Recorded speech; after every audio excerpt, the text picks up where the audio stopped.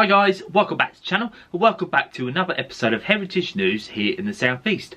This is your channel for anything into regards to Heritage Railway news, mainline movement, rail tours and so much more for South East and the surrounding areas. We've got tons of news to get through this week, so as usual, let's get straight into it.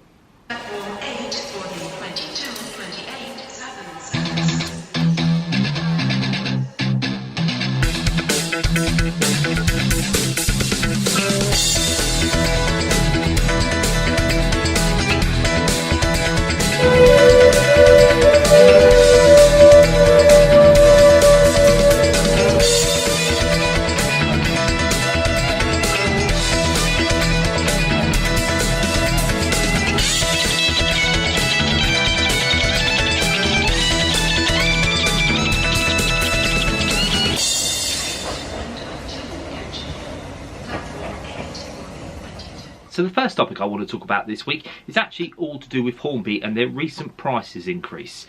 Now you'll probably sit there wondering, what's this got to do with Heritage News in the South East? And the simple answer is that they are a South East manufacturer. I mean, they've been a staple of Margate and they've been in Westwood for 70 years, and the price increase, is that going to put them in quite a lot of trouble? Now the Wonderworks, or prior the Hornby Visitor Centre, has become quite a popular tourist attraction over the years, and with the announcement of the price increase and their loss of revenue last year, which they recently announced as well to everyone on their website, I do wonder whether the company as a whole, including the Wonderworks, if we include that into it, is in trouble. Now it would be a shame to lose them, and I am sure a majority of us want to see them succeed. I know I certainly do. And it got me thinking, in terms of that loss of revenue, could they potentially make up that revenue in other avenues? So I'm just spitballing here. If they've got to realistically lose that revenue and their price increase has got to go up, which, let's face it, I collect models from time to time, it's going to force a lot of people to go to other manufacturers, especially when you've got the likes of Dapol and people like that, or Rails of Sheffield, really doing some really amazing things for very lower prices compared to Hornby. So it really does put them in quite a difficult position here, and the price increase, I can honestly say, I think is really gonna not do them any favours at all, and I can see them being in a lot of trouble, to be fair. So I was just sort of spitballing, thinking what realistically could they do, and potentially could they then actually start to look down the tourist trade. Now of course, a majority of their production is done in China, which makes sense due to manufacturing costs, but I do sometimes wonder, is there some sort of back of house production that goes on there, quality testing, designing, packaging? Just guessing in terms of whether they do have anything like that there, or if they did, maybe they could start offering behind the scene experiences, or curated for a day in the Wonderworks, etc. You know, just something to bring in that extra revenue. I know the 1-1 collection is obviously a work in progress, and no one can say when that will be due open, if ever. So maybe the tourism trade could be viable. Purchase a bigger space, and when I'm talking about this, I'm talking in terms of Miniature Wonderland in Germany. I'm sure everyone's aware of that place and how incredible that place is. I know that's a load of years gone into the making in that, and it's incredible. It's on my bucket list to visit. I'm sure it is for a lot of people. But if Hornby would put their effort into it, could they maybe look at getting the Thomas franchise back? I'm sure they still got the license for the Hornby, the Harry Potter Hornby. They've got the Corgi license there. They've got the Airfix license. Could they maybe look for a bigger space and make themselves a major staple there in Margate and sort of rival Miniature Wonderland if they really put their minds to it, get some really amazing modelers down, really go at it and create an amazing tourist attraction? I mean, the Wonderworks, regardless of what you think of it, it's a staple in tourism attractions now there in Margate. I mean, you look at the new layout that they've put in Margate Station, so as soon as you get there, you'll see in that advertised, it makes you want to go there.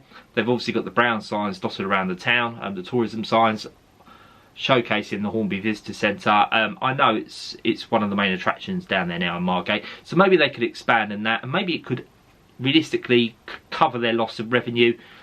I'm just spitballing here. I guess it's just very, very sad that obviously they've been in, you know, Westwood Margate for 70 years. They sound like they're in trouble. I mean, this price increase and obviously the loss of revenue last year, it does sound like they're in trouble. Then obviously if the railway manufacturer as a whole is in trouble, then obviously the tourist attraction, the Wonderworks, is going to be in trouble as well. as a whole, they're in trouble. And it's only literally a couple of weeks ago that we saw Mamod. You know, they've been around for 88 years, I believe, and gone. Absolutely gone now. Last open day, sold off all the remaining stock. The company is no more, and they've been going around for 88 years. Hornby is 70 at the moment. Realistically, I think they've got to go down new avenues. Otherwise, are they just going to turn into Mamod within the next 5-10 years' time? Only time will tell. But yeah, let's move on to the next piece of news. So yeah, the next piece of news I want to talk about is all to do with the Class 309, aka the Clacton Express, and the amazing work that is currently underway in getting the units up and running and restored. So for anyone that's not aware, the Class 309s used to be a common sight up and down the main lines between London and realistically all over Essex, and they were scrapped in the year 2000, but thanks to the effort of the Clacton Express preservation groups, 2 units have now been secured at the East Anglian Railway Museum in Colchester, hence where they are based now. Now personally, I couldn't be happier. These old EMU preservation sites, it seems to be getting quite a lot of traction now, preserving some of these old EMU types, and I couldn't be happy with that. I've got a real soft spot for them, and it's really, really nice to see that it's starting to gain some traction in terms of preservation for them. So yeah, in terms of updates in regard to the Clacton Express, so Unit 75965 has had the cab stripped very recently, and it's in order to repair the water damaged panels. Now the outer steel skin and frame is structurally sound with just surface rust, so replacement materials as well as a new piece of glass have been ordered so everything can be put together. Now the MBS 61928 unit, the interior of that has had a really good spring clean, including the guards compartment as well, and the rotten step board has been replaced, and also one side of the unit has had a really, really good wash, and it's the first time it's had a wash in over 2 years. So yeah, things are really looking good for these units at the moment, and from what I understand, the Clacton Express Preservation Group are nearly at 50% of their target for what they need to obviously get this hopefully restored and up and running in functional order.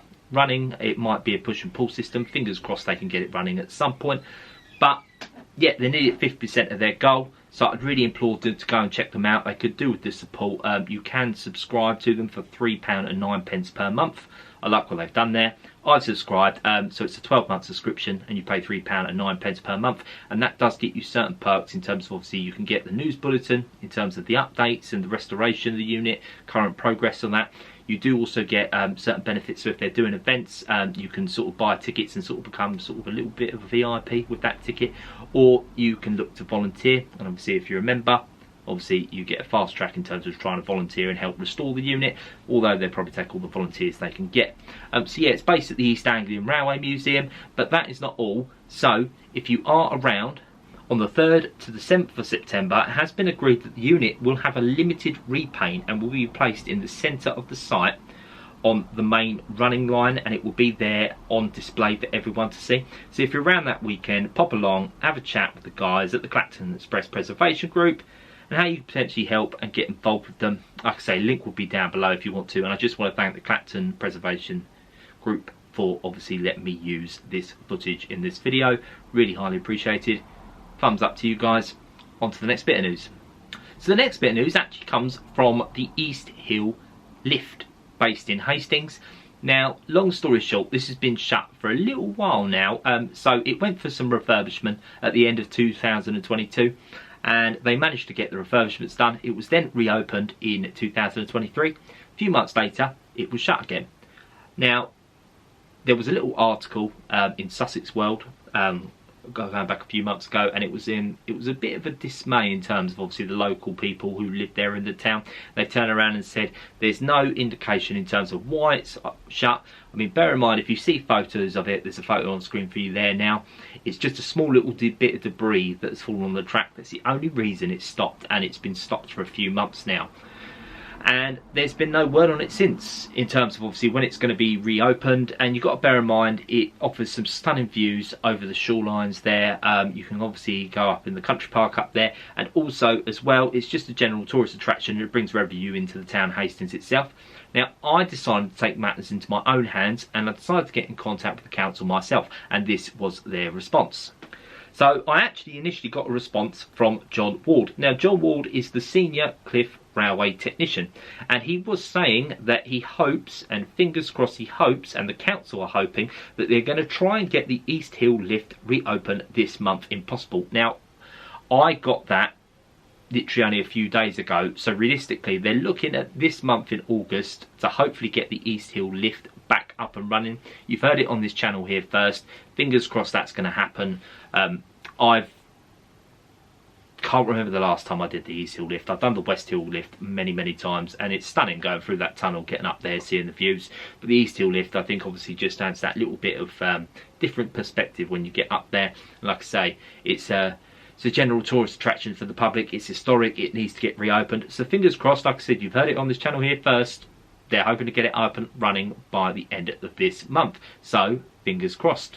And the final bit of news to go through this week is all to do with mainline news, and it's to do with the Blackheath tunnel being finally reopened after 10 weeks of works on the tunnel itself. So yeah, the tunnel was reopened on Monday the 12th of August by Network Rail, and it reopened the mile-long Blackheath tunnel, which has been closed essentially for maintenance work since Saturday the 1st of June. Now they say that work was necessary as the tunnel suffers from numerous leaks, which in turn cause damage to the track and equipment inside the tunnel. Now the tunnel actually runs between Dartford and Cannon Street, and the project did require the use of a specialist industrial vacuum which removes soot from the tunnel lining, and bricks inside the tunnel were also replaced. And they did a number of surveys, 10 weeks worth of engineering work. The Blackheath tunnel is finally open. I know a few people that commuted from Dartford up to Cannon Street, turned around and said it was quite a pain, diversions and all that, but it's up and running now, so fingers crossed it has stayed up and running for quite a long time to come. But yeah, that's been Heritage News in the South East. I really hope you've enjoyed that. If you have, give us a like, comment down below and subscribe. Obviously, please comment down below if there's something I haven't mentioned, something you think is worth mentioning, and something maybe coming up that I should be aware of to mention as a next week's video. Other than that, thanks for joining me, and I'll see you in the next one. See you guys.